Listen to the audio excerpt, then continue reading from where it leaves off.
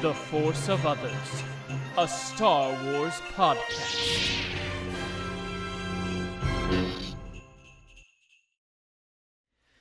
Hello there, and welcome to The Force of Others. I'm Captain Zachary Owen Turner. and I'm Matt Poitner. And we're back with some more Skeleton Crew. I like that it was the Jack Sparrow right back into the prototypical pirate voice. Yeah. Skeleton Crew episode 4. Keep taking us through. But sorry, this is your opening, and I talked over it. Go ahead, dude. We're back with episode 4. I would dare to say the least piratey episode besides episode 1 of the series. Where you have a big episode talking about episode 4, all of our thoughts, likes, dislikes, and other things about the episode. Then we're going to get into some mailbag, but before we get to all of that, this is our Christmas episode. Happy holidays, happy Life Day, happy Christmas, or whatever you celebrate. Personally, we're happy to have you here. We hope you have a great time with your families. Next week, just to put it up at the top of the episode, we are going to take a week off because we will be spending time with our families. So we hope this episode keeps you warm on the Christmas day. Until we're back 2 weeks from now. But yeah, Matt, how is your week? How is your Star Wars week? How did you? Star Wars actually found me not really at all this week. I had a very, very busy week, just with work and everything else. But I ended up basically majorly cleaning my apartment and reorganizing, and I reorganized my whole Star Wars collection. So yeah, I found my Star Wars, and I found some Star Wars that I forgot that I had, and I was like, oh, okay, let's actually put this back on the shelf. And so that was really the only way that Star Wars found me this week. I will say it was also just a mentally taxing week in a couple ways. Had a lot of things kind of creep up. And every now and then, one of these irons in the fire is going to explode. And there was a little bit of explosions in my life this week. But remember, fear is the path to the dark side. And not a Star Wars quote, but a George Lucasism. You are only either selfish or selfless. And being selfless is better than being selfish. Don't be a fish. Be a liss. That was terrible, but I had fun with it. So anyway, the point is that fear is the path to the dark side. And don't give in to it. And so that was essentially my week. But what about you, dude? Yeah, it was a busy week. As we near the holidays, everything kind of gets into the frying pan, as your analogy. So yeah, just a lot of stuff happening, but good stuff too. Had a call back this week, so fingers crossed.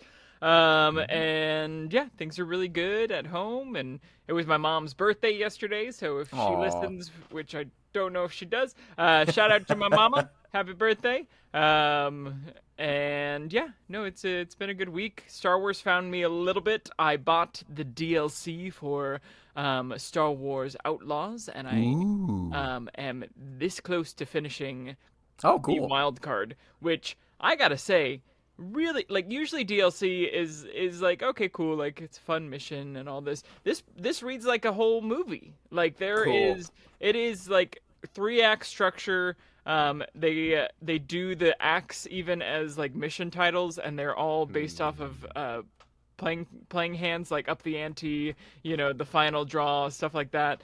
So it's cool. Really on theme, on brand, and it feels like its own really cinematic thing, something that I will probably steal for the next either Star Wars or D&D game I run, because it is so heisty, and it does a really good job of being like, okay, this is this, this is this, this is this.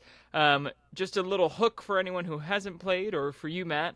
You have to get on a casino ship, and the ship is in hyperspace 98% of the time. Whoa. Yeah. So, yeah. So you have to, like, sneak on, I guess, in the moment that it jumps back to real space? Yep. That's cool. Yeah. I like it. Stay away from, like, Empire and all, like, influence to this, underground casino ship. That's super cool. That concept, I was like, that's so cool. Like, they're just in hyperspace all the time. And then now I'm thinking, how much fuel does that take? Well, one of the lessons of Star Wars, don't think about it that way. Right. Just don't think about it. Hyperspace, hyperfuel, all that type of stuff functions at the needs of narrative. The George Lucas quote that gets brought up from time to time is, "In my world, there's fire in space when I want it." That's it. Yep. Real quick, just to chime in on the holidays of it all, I love Christmas. This is my favorite time of year. I am sad that we will miss you next week, but I am not sad that it is Christmas time, because Christmas is the best. That is fact. Everybody else is wrong. You're wrong if you like Halloween, but I'm just kidding. The point is, Christmas rocks. I hope you have people that you get to spend time with. And it's a time to be with your family, chosen or otherwise. The people that mean the most to you is who I think people should celebrate with, whether it's Christmas or whatever holiday you choose to celebrate.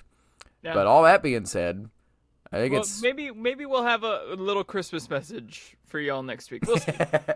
You might get some coal in your stocking, or you might get some Force of Others in your ears. Wow. That's got to be a clip. That was terrible. Okay. So Skeleton Crew, episode 4. We are halfway through season 1, or potentially the series of Skeleton Crew, as we reported on last week. Yeah.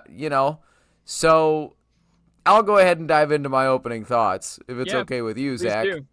The thing about it is, you hit the damn nail on the head last week, in my opinion. Sometimes filler's got a filler. I ultimately, if this show was a novel or a movie, this would be the chapter that I would go, cool, and skip to get to the next thing. I was like, great, yes. This was very, very skippable for me, with some really cute character beats. Yeah. And there was a good character beat for basically everybody in a very inconsequential and nonsensical story, in my opinion. So I'm sorry to be negative from the jump. That's the first time I've said this, but the episode had me on the edge of my seat. And then, okay, well, what are we doing? Where's this going? Oh, it's going nowhere. It's the completely... this felt like an episode of an 80s TV show where every week is a self-contained adventure, and it doesn't matter what happens before or after, at the beginning or at the end. This felt like the old style of, like, you tell your story in a circle, where they have to end up exactly where they began. But when everything else in these streaming shows is always so telling the exact same story, when we take tangents like this, it's just kind of like, okay, let me recalibrate my expectations and watch it for what it is, now that I'm aware, because I don't care. None of these people are coming back, and this planet is not coming back. The most that it's going to come back is that they have to get off it next week. Yeah. But I do not believe that the show is now going to be about the Troik versus the Hayton, or Hotten, or whatever they're called. But anyway, there's my opening thoughts. I apologize for the negativity, but I'm being honest. Zach, where are you at? What's your opening? Yeah, it feels like we were going 90 miles an hour down the highway, and we hit a rock, and it was like, oh shit! Which is a Star Wars Outlaws thing to happen. It happened to me many times. I'd hit a rock out of nowhere, like a little speed bump, and then kill her. Because she flew like a football field. The thing I upgraded first all the way up was the steering on the speeder bike in Outlaws, because when you first get it, it is so hard to control because you're just going a million miles and then you hit a cow. but to steer you back. But yeah, no, I mean, it was good. Of filler episodes that we've gotten from Star Wars, this one feels like the least filler of the filler episodes. Like, there are still things that we learned.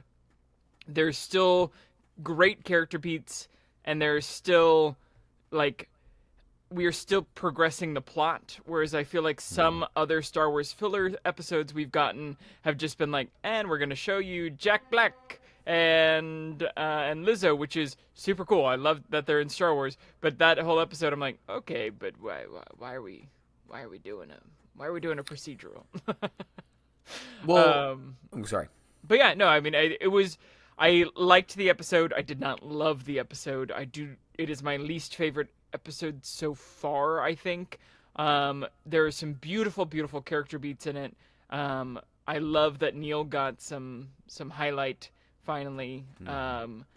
But I did leave wanting more. I left the episode wanting more. That's kind of my hate. Well, and it, we'll get into the actual episode of itself very, very quickly. The episode itself very quickly. But it is worth mentioning because every season of Star Wars streaming, with the exception of Ahsoka, and I guess well, that's not true. Because Andor, Ahsoka, Acolyte, they all just pretty much, every episode led you to the next one. Yeah. You could argue the flashback episode of the Acolyte, like, if you're dumb, you could argue that was filler, but it was very transparently, we're going to show you the same scenes from a different perspective so you get more information. Like, all the people that told me, that were saying online, this episode was a flashback, what a waste of time, it was a recap. I'm like, you are not very aware. But anyway, outside of those series that I mentioned, every show has had filler stuff. My favorite, oddly enough, was episode 4 from Mando season 1 that we talked about last week, where it's the Cara Dune episode. It's the they're fighting the AT-ST. Yeah. But you find out about Din and his inability to take the helmet off. You find they're presenting a potential ideal life for the two of them, and then him and Grogu. And then you show that it can't happen because the bounty hunters are coming. Yeah. And so Din Djarin has a love on this planet that he's probably never going to visit again. I loved that. But this, I was just kind of like, I don't know. Anyway, whatever. But getting into our likes and not my rambling opening thoughts that go essentially nowhere, and whether or not this show was filler, we'll talk about it more later. Zach, what were your likes for this week? I liked everything with Wim. I loved everything with Wim. The showing his kindness and being like, I thought all of the philosophy there was really cool, of being like, oh, just because I'm kind doesn't mean that I'm weak, even though that you kind of see it. And my want for peace is not a weakness, even though this plan kind of sees it as. And then at the end, she's like, oh wait, no, like maybe you're strong, I love that Neil got a little kiss, got his kisses in. And I love that after the kiss, she does a cool backflip because I was like, oh, that's I'm going to be the hot girl kiss. Instead of a hair flip, I'm going to do a flip of my whole body. I loved the Fern beat that we got where where Wim is like, hey, Fern, what are we doing? And she's like, I don't know what I'm doing. I'm just a kid. I'm not a captain. And you're like, oh. And then her moment of vulnerability is what leads them to actually move forward. It's almost like therapy. I wanted more, that'll be in dislikes. I liked that we got a little bit more lore for the at-Aten, at-Akron, at-Acetane, at whatever, all the at-Aspartame. Some at-aspirin was needed. The council, the like chamber up there, I think is very interesting, and I think it'll become clearer later. And I thought we got some great SM-33 beats, and like I liked the build-up of at-Aten. I've never heard of at-Aten. At-Aten. Can't say I've heard of no at-Aten. Yeah. Those are my likes. What about you? Right on. I want to say, and my priority with this podcast, our priority when we review things, even if we're not over the moon about them, we're going to lead with the positives, because at the end of the day, this is supposed to be fun stuff, right? It's funny. I write my notes as I watch the episode, right? And then I edit them and clean them up. But I thought it was funny. The first thing I wrote under likes was at-Aten immediately. Wow. Oh wait, I was wrong. But at first I was sitting there going, what is this show going to be if they're already back? And then they weren't. Yeah. Stupid little small like. I really, really liked the look of the fire coming out of the engines of the Onyx Cinder as it was landing. It made this little, like, cyclone-looking thing, and it was just cool. Every now and The then I ship like is to really appreciate... cool. Yeah, every now and then when there's cool sci-fi nonsense, I'm just like, this is fun. Yeah. I really, really liked the way they revealed the different tribes and the headless statue through the smoke. That, like, the smoke cleared and it was there. Really, really good use of the volume. Yeah, King No Head. Yeah, King No Head. For a second, it's like, are we going to get a name? Oh, right. Why would we get a name? They're kids. I really liked the reveal. This was a very well-directed episode. Mm-hmm. There were lots of cool shots. Was this the Daniels episode? This was. This was. I really liked the reveal of the Troik General, General Strix. Yeah. But it's also weird, and I'll go ahead and say it now. It was such a cool shot, and he was in darkness, and I was like, what cameo is this going to be? And then he stood up, and I was like, oh, it's just a random guy with a beard. Okay. Is he about to say something really meaningful or interesting to justify why he was in darkness and getting this, like, super cinematic reveal? Oh, no, he's just a guy. Okay, that's strange. Well, all right, moving on. He's evil. He uses child soldiers. I suppose, but then, I don't know, I got more things to say later. Yeah. One of the best lines of the show so far, you know what, just shoot me. Yes. It is the best. You need a good giving away the food to the kids moment. Neil giving away food. Yeah. Adorable. But it's also weird because there's a food line right there and it doesn't seem like they're guarding it. So it's not like I don't your daily ration. So the kids had already eaten, but it's not very much. And so, okay, that makes sense. I was sitting here like, oh, that's adorable. Wait, what? Hyena and Neil just in general. The warrior girl and Neil being like such a wimp, but a lovable wimp and with a heart of gold. And as you said, just like the kind of the middle ground that they find by the end of the episode. I really, really am. Once we got back to the task at hand and they went into the tower, I'm really interested in the mystery of this old captain and the memory block of SM33, and I have more thoughts on it that I'll say later. And I really liked that Fern's plan because I was like, okay, we tied into that little moment of her wiping the memory of the droid in the first episode. We're going to bring it back here. And I was like, oh, okay, so this is how they'll solve the thing. And then he'll tell them where it is. I liked that was not what it was, that it resulted in... SM33 is scary, dog. Yeah, that is a scary droid. When he bulks up and stuff. Limb from limb, limb from limb. It's going to go I loved it. on them. Yeah, and I like that he got to go evil for a little bit. That was fun. But yeah, so that might be the least amount of likes I've had for an episode so far. But so moving on into our honest but respectful dislikes or struggles. Yeah. Well, what stuck out? What did you bump up against, Zach? I bumped up that the planet is a exact copy of Adden.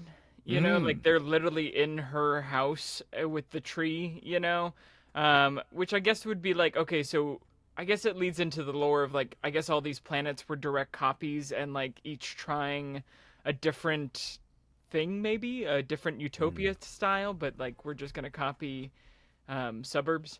So I ran into that a bit.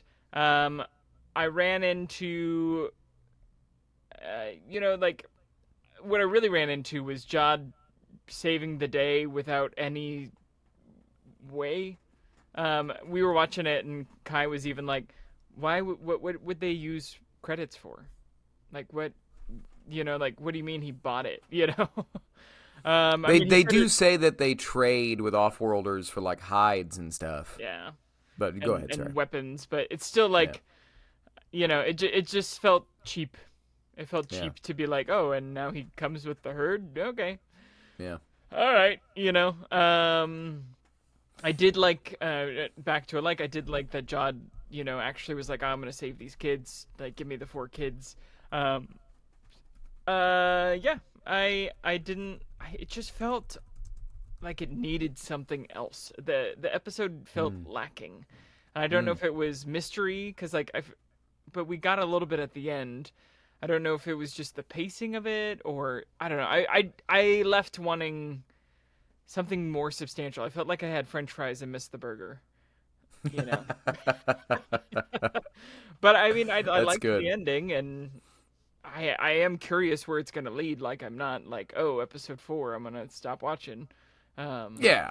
So, but Well, I'm what about you? yeah, I think overall, because I feel kind of the same way, I just didn't understand why this was what it was. I think this is my speculation. Mm-hmm.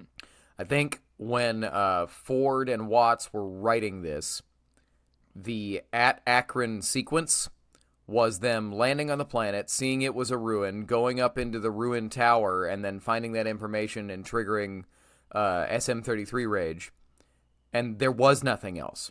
Yeah. And then when, you take it to Disney, and for whatever reason their business model is, you got to give us 8 episodes. They were like, okay, we could have a little adventure on at Akron and give Neil a moment to shine and show that his quote-unquote weakness or his selflessness, his compassion is not a weakness, and he can learn it from a cute warrior girl, and then we'll establish that he has a girlfriend that maybe we could see in a future season, maybe, but we are never going to see her again. She might show up in a comic book a couple years from now. As the leader of the troop. Yeah, exactly. And that's what I think this was. But so to get into like specifics, big dislike for me, General Strix, the leader of the Troik. Yeah. The tribe that the crew teams up with. I did not understand what he wanted and why he wanted it, and I don't think they did either, being the people that made the show. Because he starts out and he's acting like a turd, and then he's super cool, and then he becomes a turd again, and then he becomes cool again for there was no rhyme or reason. It was plot was driving his choices. Yeah. And that was it. There must have been missing scenes or something that they ended up cutting, and it just kind of is what it is. Like, it was just generally, I was going, this is fine. This is what I would expect from a 22 episode a season show. Yeah. Where some episodes are going to be like, I mean, we got through this week, But, so when Jod saved the kids with the Eopies or whatever, super cool moment. It was fun. It was very heartwarming. Oh, he's like, I want those full right there. I need them. Cute, I wink. need them. Right. But it felt like we've missed some beats for you to see that they're bonding. Yeah. Because, I don't get why Jod wouldn't just be like, no, I need nothing else. Bye. And bounce. Because now he has a ship, and he can go look at leads and stuff. Well, he still doesn't have a way into that. I guess that's fair. But yeah, I just didn't understand why he would save them. And he saved them because it's a cute, heartwarming moment on a Star Wars show of like, oh, he does care about. And I also think that he does care like a little bit about the kids. Yeah. Until it inconveniences him. Well, and even at the beginning, they're like no adults in the cockpit. He's like, you're kidding, right? And they're like, no. And then he like gives a salute. That's he's right. Playing with them. It's cute. So and then just I've kind of said this already, but the biggest dislike that I had left was the plot. He can't take you to the fallen sanctum. Oh, you walked up front to a guy that sold us back our herd? Okay, let's go. What? That's why it to me is so transparently they needed to kill time. Yeah. And that's fine. An easy way to kill time is there's two tribes that hate each other, and one of the kids is going to teach one of the members of the tribe that hating each other is bad. Done. That'll kill 20 minutes. And it's like, cool, but now that I think about it, Book of Boba Fett was only 7 episodes. You could have done the opening. They go straight to the tower. You do SM-33's mind wipe thing, and that's the first 5-10 minutes of an episode. You know what I mean? But if you do that, you do kind of cheap. You don't get the full Fern effect, I feel like. Well, that's that honestly, and that's a fantastic segue. Yeah. My last big dislike was that emotional beat came out of the clear blue sky. I was like, where did this come from? I like that it's happening, but she's just kind of crying out of nowhere. I understand that's how emotions go, and I get that kids are dealing with a lot on this show, but for me, that just erupted out of left field and hit me in the face like a baseball coming out of left field. And I was just like, why is this? It felt very, very clunky to me. Once it was happening, it was cool. And Wim had a moment of not being selfish. He didn't steal from Fern's moment, but they both got a good little beat there. Yeah. But I just thought there was nothing to trigger her emotional reaction in my mind. Again, they just got told that they can go to the fallen sanctum. Like, things are pretty... I don't know. I didn't understand what was happening or why. I didn't think it was a bad moment. Yeah. You know? So, anyway, blech. I think it's the fear of being on the front line thinking that you're about to get blasted. You know, like, having them scout is such a, like, odd, evil, weird choice, you know? Well, and I guess that's strength, child. I think it's because the situation came so out of nowhere and was so kind of just ramshackled together that I was like having trouble finding my bearings of why are we emotional about this thing that already doesn't make any sense. You know? Yeah. So anyway, now that we've gotten all the negativity out, let's take a quick, let's shake all that off and get into just some like kind of discussion questions and stuff. Did anything stick out to you? So many. Oh, cool. Good. First and foremost, why is Star Wars obsessed with French revolutionaries, Matt? Explain. I feel like every time we get a revolution on a planet, it's French revolutionaries. Like you get the Twi'lek are all French revolutionaries. You got these people. Like I feel like anytime we're like dealing with like a alien planet, they go, French Revolution. Yeah, French Revolution. Give me some actual French actors. We'll get some good accents in here and go from there. Yeah, I don't know. One of those things, I guess. Yeah. That's my silly question. Real question. Do you think that there is more in that chamber room than they found? Because there was that big orb at the top of the ceiling that I feel like could lead to your idea that the supervisor is a computer. Because even I was watching with Kai, and she had the same theory. She was like, "Yeah, I think it's a computer as well." I was like, "Oh, Matt, that's Matt's theory."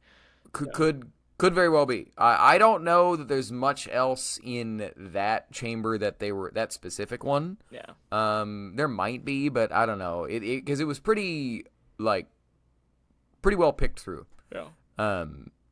But yeah, I don't know. There might be a vault or something. Mm-hmm. I don't know. But I think that the secret that they're going to find in that room in the next episode is in SM33's brain. Yeah. I think that's where we're going next. Other question. Do you think... sorry, I just lost my train of thought. Do you think... Because SM33 says that he was ordered to kill all the crew who had seen the coordinates. If that's the case, why are there dead crewmates in the ship? Were they just allowed to come along to get them to the planet and then killed on the planet? Also, do you think that the ship crash landed because when we found the ship, it was upside down? Well, I think that they're on the ship because he killed them. Is my guess. Well, yeah, no, I think SM33 killed them, or him and the captain, but why wait? Oh, I don't know. So that the kids can find skeletons? Yeah.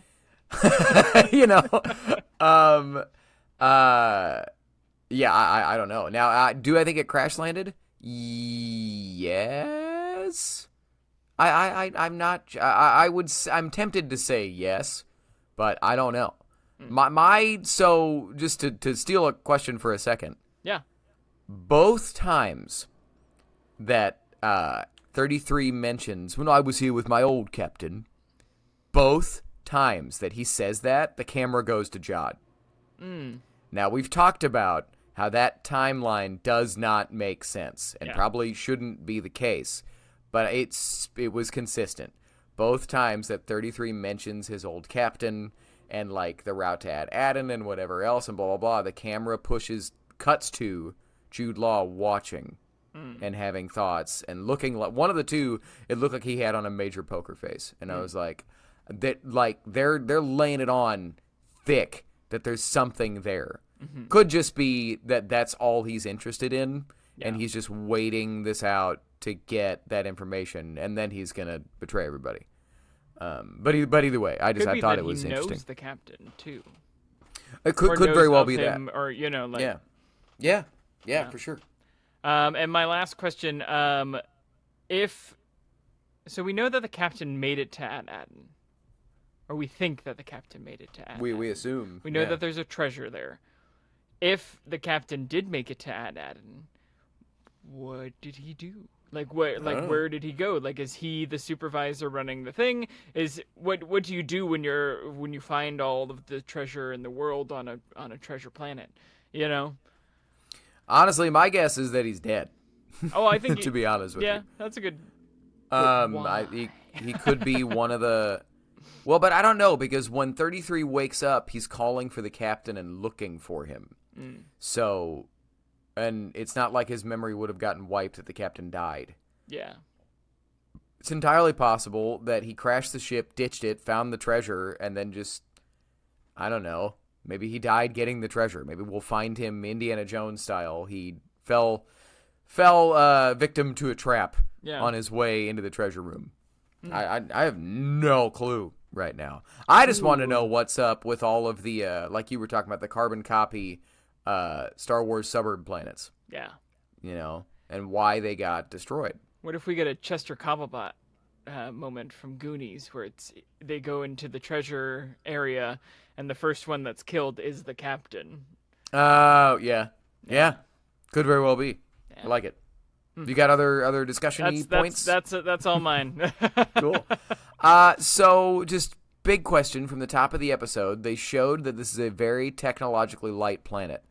Where did the tractor beam come from to trigger the autopilot? I'm not trying to be a turd about it. I was like, oh, okay, cool. So there's something here. Oh, there's nothing here. Who did that? Well, what? I assumed that it was the Hutton, I think is the name of the other group. Because we see the giant, gun that she unloads. That's fair. So there is older, decrepit technology, so maybe they pulled it in. Or it could be a planetary defense thing that is still up and running that neither group even knows about.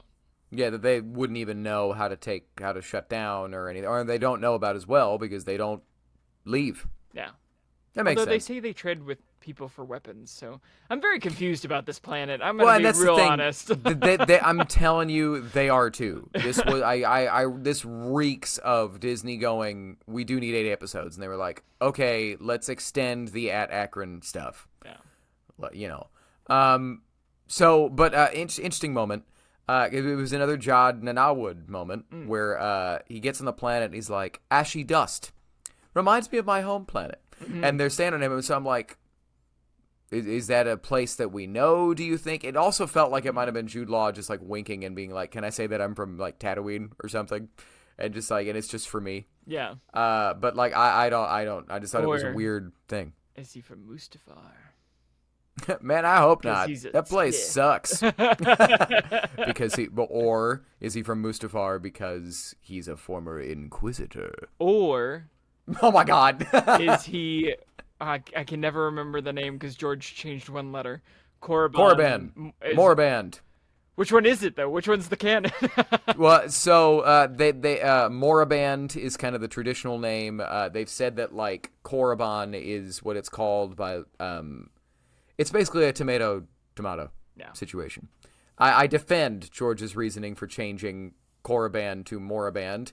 When he saw the name Korriban, he was like, that's Coruscant again. We're going to change the name. Okay? And Dave was like, oh my God, please don't do that. For everybody that gets mad that Filoni doesn't care about the legends or whatever, he was like, please do not change it to something completely different. It's got to be similar. Yeah. Because there's too much history. Can it be Moraband so that it's like Mordor? And George was like, fine, whatever. I never caught the Mordor reference. That's good. That was my reenactment for you of what I don't know how the conversation went because I was not there. Yeah. But either way, I just thought it was interesting that he made a reference to his home planet and we don't know what it is. And then, yeah, my only other one was that both times SM-33's old captain is mentioned, the camera goes to Jod. So overall, I liked it. I did not love it. Yeah. This will probably be one that I do not watch very often again.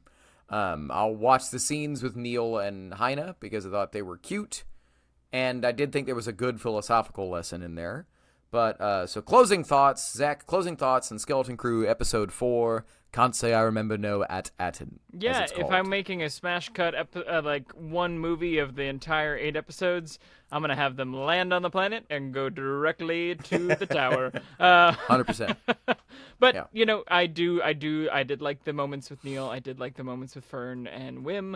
I still think Wim needs some character growth that we are not seeing. And yeah, the SM-33 stuff is cool. I'm excited for the next episode.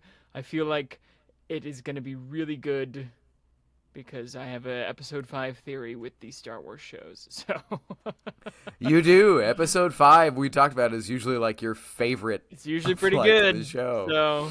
So we will see what happens. But so my closing thoughts, I really, really loved, for all my whining and my nitpicks about this episode, I really, really loved Heine's last line.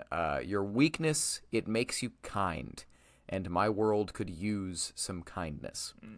That is a good thing to remember. It's Star Wars philosophy that shows up a lot of other times. It also shows up in other stories. We're not reinventing the wheel here. That caring about other people, while you might get stepped on sometimes, that is not a weakness. That is very much a strength. But I just really appreciated that, and I like it every time you can have the dorky character kind of show, a strong outsider. That like, oh, you're not completely useless. I like it. Yeah. One last like that I forgot about because I thought it was hilarious when I forget what Neil said to cue her up, but he was like, "Yeah, I'm one of the best at that game." She goes, "You must have a very weak tribe." Yeah. I threw my head back ball. and laughed. Yeah. It was hilarious. But all right. So moving on from Skeleton Crew and diving back into the mailbag. We've got some mail. And we've got a good one from the jump. Lots to chew on with this question from the very beginning. So this question again from the little brother. Shout out Mark. Diving into the sequel trilogy. Speaking of nitpicks and stuff, what are your least and most favorite parts of the sequel trilogy? What are some aspects you would change? And would you include George Lucas's original sequel ideas? So what I think makes the most sense to me, let's break this up by all of these questions that he just asked. Sure. Zach, what are your least favorite parts of the sequel trilogy? Or part? Canto Bite, that whole sequence I think is not needed. The older I get, the more I bump into the Luke Skywalker stuff, although I do like a lot of it. There's just parts of it that I don't. And the last movie in general, there's some really great stuff. There's some parts I love, but it's so rushed. I feel like I'm like watching a movie on fast forward, and I'm like, there's no time for anything to land. And I really hate that they give Kylo Ren his mask back. I really, really hate it. I hate it because it's like you have this beautiful emotional moment, and instead of honoring it and being like, hey, he's gonna be maskless, it's like, no, we're gonna put the mask back on him. We gotta sell more toys. Yeah. most favorite parts. I really like. Wait, hold on. sorry. Let's just do the least. All right. Sorry. Least for you. But I wanna push back. We talked about it in the first episode. I will say I love that he puts the mask back on. He's the villain. He's flawed. He makes the wrong choice. He tried to take his mask off and open himself up to Rey. She betrayed him. She rejected him.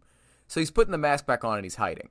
And he doesn't put the mask back on until Palpatine's like, you have to kill her to get what you want. And then he's like, okay, I don't like that, but I'm going to hide in this mask. And the only person that he's willing to take it off for is Rey. He doesn't take it off in front of anybody else. We also talked about just something that I love. Sorry.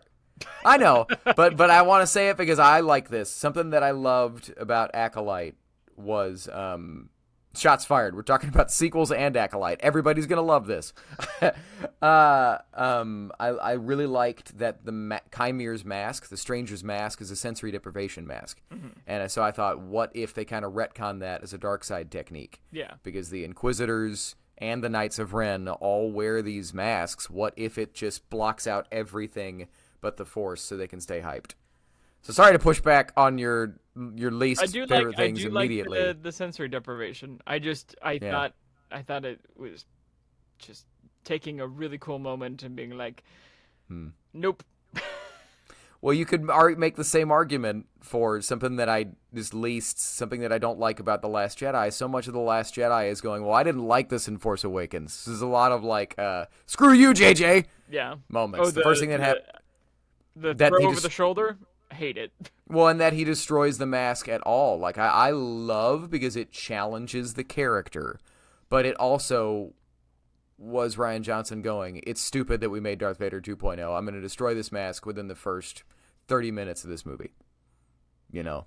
Anyway, but, so my least favorite part is the Luke Skywalker of it all. And I've talked about it on the show before, so I'll go fast. I never once bumped up against a Luke Skywalker that would instinctually draw his weapon on his sleeping nephew when he sees that nephew is going to kill everyone that Luke cares about. Yeah. I talked about it on the show before. Your impulses, your gut reaction to things do not change. That is who you are till the day you die. That's just how it goes. Your reactions to your impulses are what change, and that's what you can massage and grow and work with. I'm only 35, but I've been here long enough that that's how your base gut reactions to things, just knee-jerk, oh my gosh, that doesn't ever really change. And Luke Skywalker defeats Darth Vader after he threatens Leia, runs off to save his friends in Empire after, even when Ben and Yoda are going, oh my god, don't do this, you're dumb. It's a trap, clearly. And both times he was wrong. That's what he does. He reacts too strongly to save the people that he loves. But what? And so that was consistent. Him taking out his lightsaber and then immediately regretting it. What was not consistent was a Luke Skywalker, in my opinion, was a Luke Skywalker that was completely indifferent to the struggles of the Resistance. A Luke Skywalker that gives up. Yeah. That thinks Ben Solo is beyond saving. He redeemed Darth Vader, who never, one time in talking to Luke was like, it is too late for me, son. And outside of that, Luke's like, there's good in you. And Vader's like, what? Okay. Meanwhile, Ben's like, you know how many younglings I've killed? Meanwhile, Ben Solo is doing the whole, I'm feeling it, the pull to the light. I'm so torn. I'm so conflicted. I don't know what to do. And Luke's like, he's gone. There's no bringing him back. I don't get it at all. And then for Luke to come back, and if he secluded himself because he feels bad about what he did to Ben, why is he trash talking him? Because it's not when he's trying to trick him and does trick him into fighting him so everybody else can escape. It's the last thing he says. The jig is up. See you around, kid. Are you remorseful or not? That doesn't make any sense. Not like, I failed you, Ben. I'll be waiting. Mm-hmm. Or something like, much better line.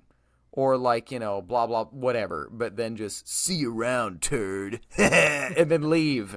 I don't... Lego Star Wars special. if you believe that you ruined this kid's life, why are you dunking on him? That's ridiculous. Rian Johnson is an incredibly talented filmmaker, one of the best screenwriters working today. I find that to be an absolutely abysmal writing decision. And so that is the most negative thing I have said on the show. Let's wipe all of that off and get into the things that we like the most about the sequel trilogy, because what I forgot to preface was that both you and me, we like the sequels. Yeah. We don't think they're the dumpster fires that people I make like them Last out to Jedi. be. I do. I like a lot of it. So anyway, what are the things that you like? What are your most favorite parts of the sequel trilogy? Han Solo, Chewbacca, and Princess Leia coming back. They are all firing on great, they're all making great acting decisions. There is the through line of the character. They haven't lost it 30 years later. You know, all great. You know, it warms your heart when you see him. When he says, "Chewie, we're home," I tear up to this day. You know, it is such a great moment. I love Rey. I love Poe. I love Finn. I like the main characters of the new trilogy. I like Rose Tycho too. I think some of the decisions in the last movie were completely, again, just like, what did we do in Last Jedi? How about no? It's the same thing. There's a very transparent tug of war in these three films, but keeping it positive. I thought, I think Adam Driver is fantastic. I think he's a great actor. I think he does really great choices. Same with Gleason. Is it Domhnall Gleeson? I think he does some great work. In that first movie, he is so neo-Nazi, it's insane. It's scary. I like that we got new stories. I like that we expanded on, canon, and we got some new cool ships and new cool aliens, and kind of a return to practical effects. Force Awakens was kind of the first return to practical effects for Star Wars after the prequels. So it informs everything that we have now that we really love. It's where it all started, and I really like Force Awakens, and I like Last Jedi, and even though I don't like a lot of Rise of Skywalker, I like the movie, Right on. So my most favorite part of the sequel trilogy are very, just to narrow my focus, Rey's final arc, the actual story that they told, is a cool story. And that's what I will say. I like that she was the daughter, essentially, granddaughter of Palpatine, and that she chose the Skywalker name. That is a cool story. And my other most favorite part of the sequel trilogy is Ben Solo. Yeah. I love that whole story. I love that he felt like he had to choose the dark side because it was the only way forward. It was the only way to save himself and the only way to power. And I love that he felt that he had to kill his father. Yeah. And that even though that weakened him, he thought he was too far gone. Right? But that then it's so hard to flip the switch and come back to the light. But and then just testament again to Adam Driver's acting. The one sequence we get Ben Solo in is phenomenal. And I'm sitting here going, I want a trilogy of Ben Solo. I want a trilogy of Adam Driver being a Han Solo Jedi. That's wonderful. The draw of the lightsaber and then the shrug is so Han. All time. You're like, yeah, that's Han's kid. That's so good. It's an all-time moment, and I absolutely love it. I do have my nitpicks and my not even nitpicks, my huge things, my huge whiny complaints about the sequels, but that right there is an all-time Star Wars moment. Yeah. So now to move into some, I guess, proactive criticisms. Yeah. So we've given you our least favorite parts and our most favorite parts. Zach, what are some aspects that you would change of the sequel trilogy? We've talked about some of them. But if you were given the keys to the kingdom, what would you change? I wouldn't do the Death Star again. Okay. I feel like I feel like there would have been I would have honestly taken the fleet from the last movie and made that be the big threat of the first movie. You know, still have your planet, you know, that they're all like based on, but like to do the Death Star again, I feel like was a big. It was too. We've already done the Death Star twice. We don't need to do the Death Star a third time. Like, change, like, be more inventive. Change the idea. Change the tactic, you know? We've already seen planet killing. Like, change the tactic. Make it more, like, boots on the ground. We're going to be revolutionaries for evil. You know, like, you know, that's something I would change. And then Luke. I would change Luke. I would change his entire motivations and all that. I would. It doesn't line up with the character. I mean, parts of it do, but like, I would, if he was going to be secluded and isolated on a planet, I wanted there to be a better reason, and it's him like unlocking something in the Force or unlocking, you know, knowledge that just takes time, you know. But, well, and we know that. I mean, JJ didn't know what the answers were. That's not his style of storytelling. And while people can be upset about that, I love Force Awakens. In a bubble, and considering all the pressure on that movie, and again, reminding everybody, nobody believes this anymore or remembers this anymore. People did not like Star Wars in 2013. It was not popular. I remember telling a buddy in like at college in like 2012 that like, yeah, my favorite thing is Star Wars. My dream is to like write a Star Wars novel one day. And he's like, you might want to get on it. Star Wars is ending. He said those words in 2012. Like, it's dying, right? Like, what are they doing? What they were doing was Clone Wars and novels and comics. That's it. The franchise was basically buried in terms of the public eye. Force Awakens brought it back. I lost my train of thought. But I love that movie for what it is. I completely lost my train of thought. I got totally sidetracked. So I don't remember where I was going, but it change. Yeah. I was about to make a good point. Oh well. Anyway, so things I would change. I do like Starkiller Base because I like that it was a different type of that it was a hyper light speed weapon. And the thing about it is that was what the bad guys kept doing in the EU. They would keep building planet killers and weapons of mass destruction and all that type of stuff. But anyway. All right, so things that I would change. I would almost like rather have like Thrawn's idea, which is the super battled up TIE fighters. You know, like give me a Imperial fleet that's really hard to kill. You know, like it doesn't have to be planet killing weapons on the fleet. It could be just like give me a force that isn't the Death Star that is hard to take down. So sure, yeah. Well, so things I would change. I would cherry pick more of the EU of old legends from the jump. Yeah. It was referred to by Kathleen Kennedy as a treasure trove of stories, so treat it like that. Yeah. Like everybody take out your pencils, get your scripts, mark out Hux, write in Grand Admiral Thrawn. Just do it. Yeah. Hux was a really great character in Force Awakens, and then I think he kind of became a punchline. But wipe out Hux, write in Grand Admiral Thrawn. Wipe out the First Order, write in the Imperial Remnant. Yeah. I don't know why they chose the name to rebrand it as the First Order when it's just the Empire again. When it's actually the second. Yeah.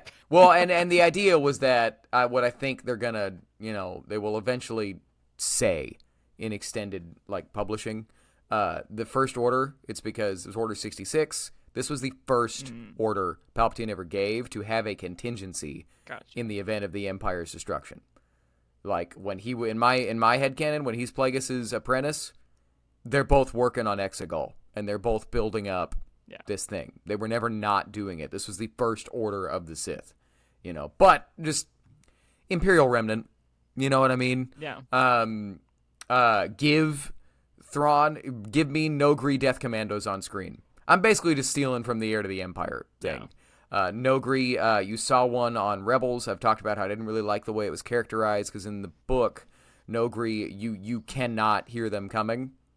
and they're the best bodyguards and like assassins in the EU. Yeah. Give me canon Issa Lamiri. Let's show the New Republic and not destroy it, and Luke's Academy on Ossus. Yeah. Either have Luke Skywalker have built a functioning Jedi Academy with and go biblical. Give me 12 students, and do that, or and you can have Kylo kill them throughout the thing. Yeah, now I understand. Force Awakens was made in the way that it had to be, because again, public interest in Star Wars was not high. The reason that movie made $2 billion is Harrison Ford, Mark Hamill, and Carrie Fisher were in it. And they marketed it to perfection. And the aesthetic was back to the original trilogy.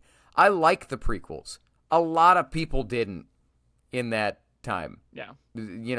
I remember I had a buddy that when Poe made the joke early on in Force Awakens of like, Sue talks first, I talk first, you talk first, and everybody laughed, he went, okay, it's going to be good. Because people forget, when you watch the prequels for the first time when you're not a child, the comedy's rough. Yeah. Like, at best, you're like, okay. That's not true. There are some funny things, but a lot of it is like, okay, Jar Jar just stepped in poop. All right, here we are. So for a legit laugh out loud funny moment that plays for everybody, that he literally said the words, "Oh, thank God, it's gonna be good," and like exhaled and was then able to just Yeah. So what I forgot, this is bouncing back, but what I was gonna say earlier to your Luke Skywalker of it all, JJ didn't have any answers because he couldn't, because he had to make Force Awakens on a really fast turnaround. But they were CGIing floating rocks surrounding Luke Skywalker when Rey comes to see him. So and then Rian Johnson would be like, "Can we make these go away?" Yeah. With the story that I'm telling, and they were like, "All right, fine, no big deal." And so there was something going on that planet in JJ's mind, and the reason Luke Skywalker wasn't there is he didn't want Luke Skywalker to overshadow the new characters, which I think is a good decision. Yeah. I like it. The end of Force Awakens might very well be my favorite scene in the sequel trilogy, honestly. But okay, other things I would change. Mix in classic Star Wars aliens with the new ones. It's this weird thing that in the sequels, it is only all new aliens, and in every other Star Wars project we have ever had, it was all of the classic aliens, and then now in the expanded stuff, they're mixing in the new with the old. It was just strange that for episodes 7, 8, and 9, there were none of the aliens that we've seen for 40 years, outside of like Nine Numb and Akbar, and then Akbar's kid after Akbar died, I feel like and Chewie. That's part of the reason Skeleton Crew is it feels so Star Warsy, is you get the classic aliens, you get a couple of new ones like the Crab Guy and all that, but it's amongst all these aliens that you know. Yeah, but just put it all together. So, and then like, there's all kinds of much more granular things that I would change, but I'm thinking like big picture and stuff. I would steal more from the EU. Yeah. Right? Just treat it as more of a treasure trove. Mm-hmm. So going into the George Lucas of it all, do you know much about George Lucas's sequel ideas? I know and a little what bit. I know he wanted to do Darth Talon. I know he had some Darth Maul stuff in like noodling around. Yeah. Yes. That's all I really know that I've seen. But well, here we go. Yeah. So most importantly, because like you'll see a lot of people online saying, why didn't they just do George's plan? It's because there wasn't one. Yeah. There was not a set plan. In a 2011 interview promoting Red Tails, George Lucas said the words, "There is no episode 7. There was no like long-standing from 1975 plan for George Lucas's 7, 8, and 9. He noodled and if around. There was, they would have been a lot younger. Yeah. Well, and exactly. And, I mean, he noodled around. We've all seen the page from his yellow pad of, like, episodes 1 through 12 written out, right? But it's just, like, loosely, like, just ideas, right? We've all seen that. But anyway, here's the thing. They did include a lot of George Lucas's ideas. Mm-hmm. Luke being a hermit was a George Lucas idea. But George specifically envisioned him as a Colonel Kurtz type character from Apocalypse Now, which if you don't know what that is, that's Marlon Brando playing a character that has gone insane and is killing his fellow soldiers. So I don't think George was going to have Luke be like a Jedi killer, but he was playing with the idea of a Luke Skywalker that had completely lost all his optimism. Yeah. Right? The Death Star 2 underwater wreckage, George Lucas idea. A young female lead, George Lucas idea. The son of Han and Leia seduced to the dark side, George Lucas idea. That's all things that came from him. Yeah. Or at least were part of the story that he was prepping when he sold it to Disney. Now, things that they didn't include, George has been very vocal about one of the weirder ideas that he wanted to do. We were going to go into the subatomic universe. We were going to be amongst the midichlorians, and we were going to find out what the wills of the Force are, and that they were going to be beings that live in your blood, and it was going to call free will into question. These are things that he has said, and you know it's real, because you know these are George Lucas ideas because you're like, wow, that is so interesting.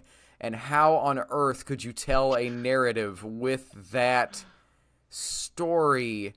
And that would have made it very interesting, and I bet you people would have absolutely hated it. Yeah. Nobody remembers, and nobody that liked midichlorians in 1999. Everybody was mad, except for people my age and younger, because at 10... I remembered pod racing and lightsaber duels from Star Wars Episode 1. Yep. But anyway, other things they didn't include, George had an idea that the chief villain was going to be Darth Maul, and he would have taken over the crime world and built a criminal empire. Yeah. The biggest reason they didn't include that is they ended up doing that on Clone Wars. Mm-hmm. Probably because he was talking to, my guess would be, he's just telling people these stories, and Dave found out about it, or George went, wait, I'll just do it on Clone Wars, so that it could for sure happen. And then the other thing that George was planning on doing, and these were all plans. They weren't set. Yeah. Right? But the chosen one was going to be revealed to be Leia. Oh, cool. Leia was going to become the Chancellor of the New Republic, and she was going to be revealed to be the ultimate chosen one. Not Luke, not Anakin. Nice. So all the people that are like, Disney devalues Anakin Skywalker. I mean, I guess so did George Lucas, dog. And if he was the one that's been saying for years that Anakin Skywalker is the chosen one and the hero of Star Wars, and he was willing to change it, it is perfectly fine that Rey gets to walk on some of the same stuff. Yeah. Because the guy that everybody treats as like Star Wars Jesus in George Lucas himself, if he was willing to make the change, whatever, man. Yeah. You know, what are we even complaining about? So there's our sequel trilogy word vomit for you. I am now kind of processing that I called a Rian Johnson writing decision absolutely abysmal, which is a wildly unfair thing to say. I still dislike it a lot, that specific moment, but calling it abysmal is something that was rough. That's going to come back to me in a bad way, and it probably should. Okay, so there was our episode. And the time has come to talk about the Christmas time. Woo! Because you will not hear us while you are celebrating Christmas. But Zach, what are your Christmas plans for this year? Yeah, I'm going back home. I'm going home to Texas for a couple of days. Cool. See my folks and my grandparents, and just have a big old Christmas time. We do a Christmas Eve dinner that I look forward to every year, which is prime rib, twice baked potatoes. I make the mushrooms. It is a big old feast. Good, happy time. You know, we have a lot of traditions that I look forward to every year. Christmas is also one of my favorite times of year. So, right on. but yeah, I'm gonna go back home and then come back and work New Year's Eve. So, yeah, right on. Christmas is fun because we're probably gonna have 3 different Christmases this year. Oh wow. My wife and I. Well, because we always have one with my parents and one with her parents, but our friend group is talking about getting together, so we might have a Friendsmas for the first time, and it may very well be back to back on the 23rd, 24th, 25th. Wow. And then I said to Jenny, I was like, well, what do we want to do on the 26th? And she was like, if we do 3 straight Christmases, we're sleeping. And I was like, that sounds good. Leftovers and hot chocolate in bed. But yeah, just remember, Christmas is most importantly is a time to celebrate people that you love, and to love them actively. Like give gifts, like George Lucas always talks about. It doesn't have to be monetary gifts. It could be the gift of your presence. It could be a handmade 100%. gift. It doesn't have to be, but just spend time with people. Call someone you haven't talked to. And 100%. Let them know you love them. 100%. Yeah, we're getting all touchy feely right now, but that's because we love Christmas. It's what I said earlier in the episode. George Lucas has said many, many, many, many, many times that Star Wars is ultimately about choosing to be selfless as opposed to letting yourself be selfish. This is a really wonderful time of year for us all to choose to be selfless and look out for each other. Mm-hmm. The Christmas Carol quote from Charles Dickens, it's one of the rare times in the year that fellow men acknowledge that we are all passengers to the grave and not just solitary creatures on other journeys. So remember that as you're hanging out with people this week, that we are all connected. We are all connected in the force of others, and this Christmas time is a wonderful time to celebrate that connection. All that being said, Zach, where can the people find you over the week without our voices? What will they do? Yeah, you can find me at Zachisfaction on Instagram, Twitter, TikTok, as long as it's still around. But the best way to get to me is through forceofothersradio@gmail.com. Email us your questions, email us your thoughts. We'll get back to you, or we'll bring it on the show and have a whole big old word vomit about the sequel trilogy. Matt, where can they find you? You can find me on Facebook, Instagram, Twitter, Matt Beutner, Beutner. And yeah, I don't know where else you can find me. Yell. I'll hear it. I don't know what that was. Anyway, you can also talk to me through comments on this YouTube video right here. Mm-hmm. Go down into the comments below and write things, and we'll respond. I imagine we've probably fired some of y'all up with our sequel trilogy thoughts. Leave your sequel trilogy thoughts in the comments below. As long as you are open to discussion, we will be open to discussing with you. Mm-hmm. There were things that we liked and did not like about the sequels, and we told you all of them. And while we didn't like this necessarily Skeleton Crew episode a whole lot, there were things that we liked about it. Mm-hmm. I do still like the show, and I look forward to next week. But with all of that being said, we hope you have a wonderful Christmas and holiday season. Wonderful for you and everyone that you love. Mm-hmm. And remember, the force of others will be with you. Always. The Force of Others, a Star Wars podcast.